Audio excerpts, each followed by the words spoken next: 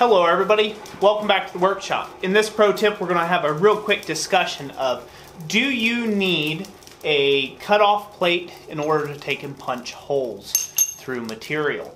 Now this will work for slot punched holes or round punched holes, and my general theory is no, you do not need that. That's my general advice to you, is no, you do not need a cutoff plate for that.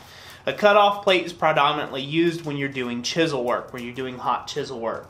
But a flat bottom punch will not damage your anvil face, and I'm about to show you why here in a second. So let me go ahead and bring this out.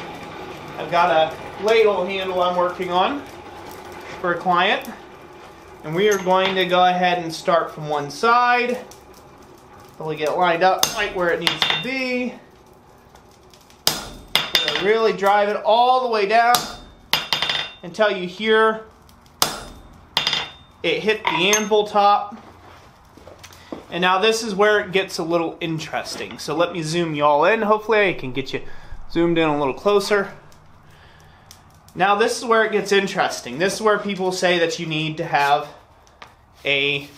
some sort of surface plate to protect your anvil face. If you get your piece on there just right and drive it straight down,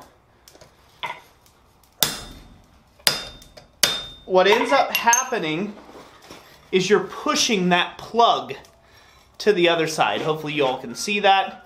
So the plug's getting pushed to the opposite side of the material, and it is protecting your anvil face from anything happening.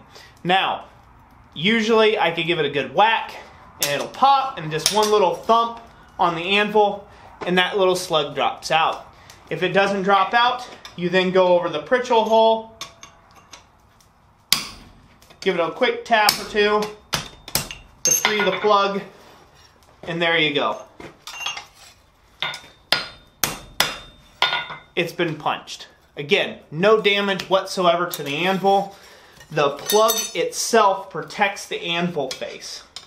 Now, where this is not so is when you hammer through the piece and the plug shears off, if you will.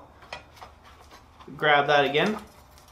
When you hammer through the piece and you're bouncing the piece around like so, you hammer through it once, bam, the plug shears out, okay, and then you readjust and you hit it again by accident.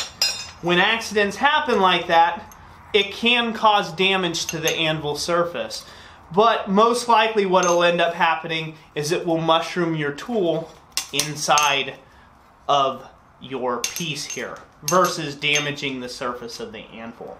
Again, you have to remember most anvils surfaces, they run about 52 to 54 Rockwell on the hardness scale, and a lot of your punches and stuff that you use for hot punch work, they soften up quite a bit. They are tempered by the time you've done a couple hundred holes or so, and they're not really that hard of a tool. They're right around the 50 Rockwell or so scale. Now, that varies based upon the tool steel you made them with, if it's H13, stuff like that. All that goes into it. But as a general consensus from me, in my opinion, no, you do not need to take and have a cutoff plate in order to take and punch through here. And for that matter, you don't even need a Pritchell hole in your anvil.